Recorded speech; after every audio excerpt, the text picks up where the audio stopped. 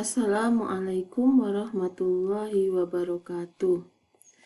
Bagaimana kabarnya anak-anak kelas 3 Hafsah? Semoga sehat selalu ya. Kita memasuki subtema 4. Pertumbuhan dan perkembangan tumbuhan. Tumbuhan memiliki berbagai manfaat bagi kehidupan. Nah, apa contohnya manfaat bagi kehidupan? Ya, terutama kita makannya apa? Makanan pokoknya padi ya. Padi itu dari tanaman. Lalu kita makan sayur. Sayur juga dari tanaman. Tempe dan tahu bahan dasarnya itu dari kedelai. Dan kedelai itu tanaman. Banyak ya manfaat bagi kita tumbuhan itu. Selain itu yang terpenting untuk pohon-pohon dan tumbuhan hijau yang ada di lingkungan kita berfungsi sebagai penyedia oksigen bagi kita. Kita membutuhkan oksigen untuk bernafas. Kita pernah istirahat dari bernafas apa tidak? Tidak pernah ya. Kita bernafas terus-menerus. Dan itu oksigennya dihasilkan dari tumbuhan. Betapa pentingnya peran tumbuhan bagi manusia. Kalau kita mencintai alam, kita merawat alam dengan baik, maka usaha tidak akan mengkhianati hasil.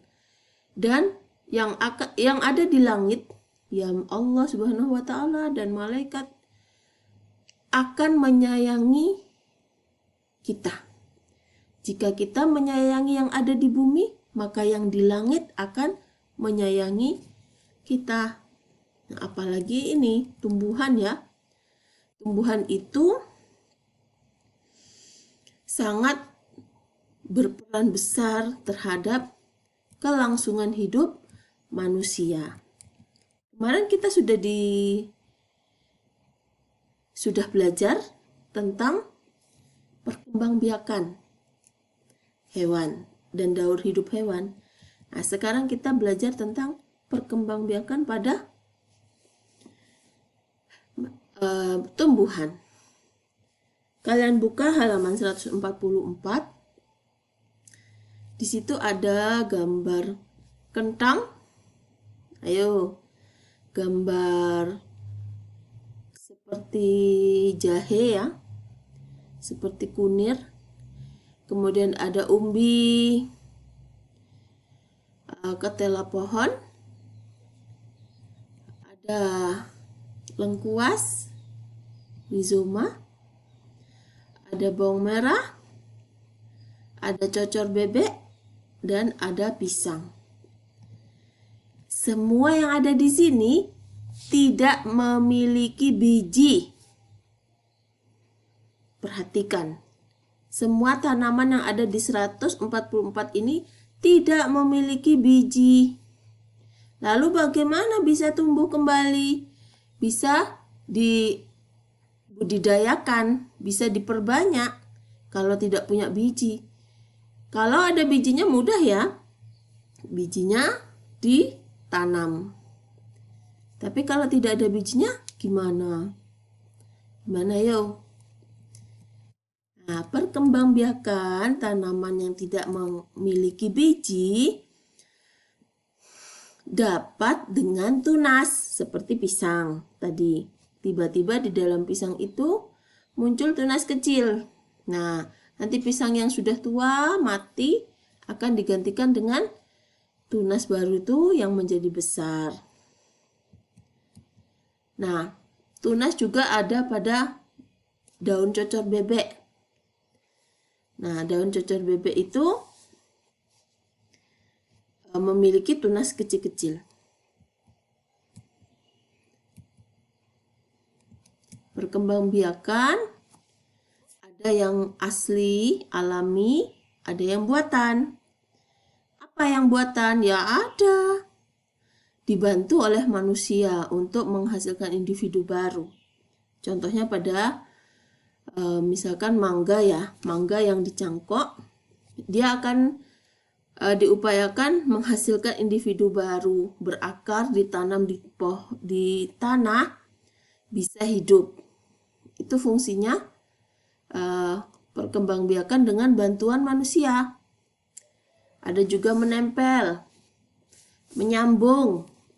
Itu ada dengan cara yang dibantu oleh manusia.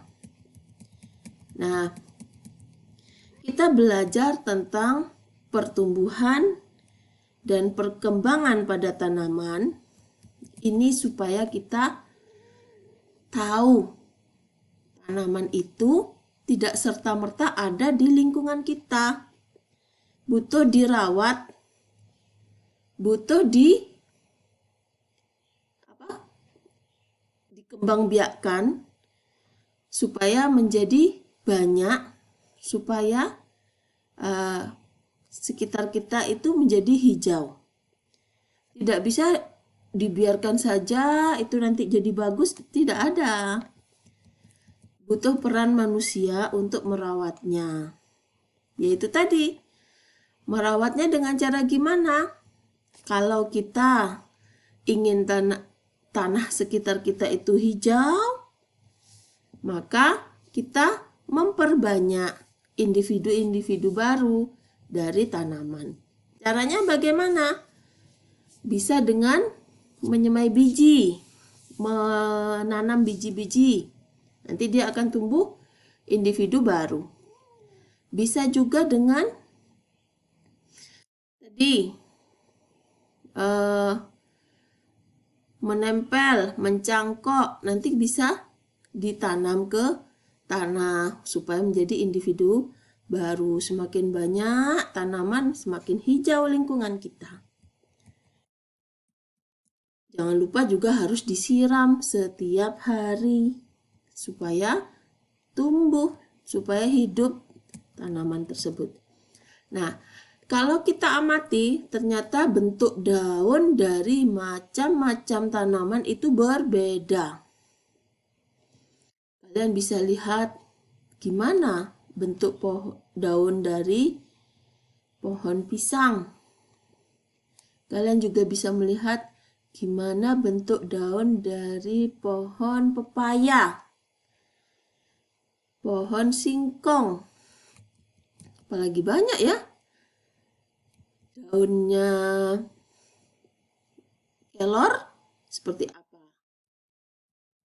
Nah, daun-daun seperti itu bisa kalian identifikasi. Oh, kalian gambar itu bisa, kalian tempel juga bisa. Oh, ini daun pepaya. Misalkan pepaya kan menjari ya. Menjari. Kemudian ada yang daun pisang. Itu besar ya, tapi nggak bisa ditempel nih daun pisang. Daun mangga itu kan menyirip ya. Ada kayak garis-garis sejajar yang tampak di dalam daunnya.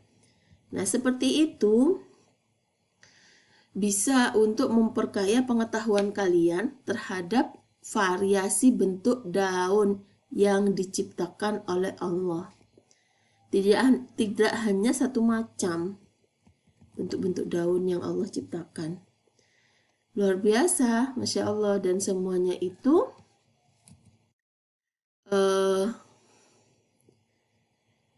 menunjukkan bahwa Allah Maha menciptakan. Allah sempurna dalam penciptaannya. Malah seperti daun asparagus atau daun cemara atau daun yang lebih kecil itu kayak lamtoro. Kecil-kecil sekali, kayak putri malu. Itu kecil-kecil. Daunnya juga yang tadi cemara itu kayak jarum malah daunnya. Kalian kalau tahu, bagus itu ditempel di buku berbagai bentuk. Ada yang seperti jarum, ada yang seperti bulat, ada yang seperti jantung hati. Ya itu tadi. Silahkan kalian mengkoleksi daun yang kalian temukan yang sedikit aneh. Ada juga loh daun yang tidak berwarna hijau. Ada yang bentuknya warnanya ungu ada. Daun yang warnanya merah juga ada. Kalau daun kuning itu berarti sudah tua. Ya. Tapi yang masih muda warna kuning juga ada. Warna putih juga ada. Kemudian setelah kalian bisa mengoleksi daun, berbagai macam bentuk daun, kalian juga bisa lihat di internet itu. Masa sih daun cocor bebek itu seperti apa ya? Gitu. Daun kaktus gitu gimana ya? Kan bisa dilihat di internet itu seperti apa. Nah, selain itu ya, ternyata daun-daun kering, kemudian biji-bijian kering itu bisa dijadikan mozaik yang indah. Di buku kalian itu di 149 itu bisa dibuat bunga dari biji-bijian, dibuat kuda dari daun-daun kering. Nah, kalian pernah membuat kecambah dari biji kacang hijau? Nah, itu bisa dihitung ya. Kalau kita membuat kecambah dengan gelas aqua ya, permukaan alasnya gelas itu kan kecil. Permukaan alas gelas kecil itu artinya tidak boleh diisi terlalu banyak. Cara membuat kecambah itu harus jarang-jarang. Bijinya tidak saling dempet supaya nanti kita bisa lihat jelas apa bagian yang tumbuh pertama kali buat kecambah itu. Jadi misalkan kalian punya gelas, kemudian dikasih kapas, kemudian dikasih air, itu menaruh bijinya berjarak, jangan rapat, berjarak. Kemudian amati apa yang tumbuh duluan. Daun kah? Atau apa? Nah, Ustazah kasih tahu, yang akan tumbuh pertama kali adalah akar.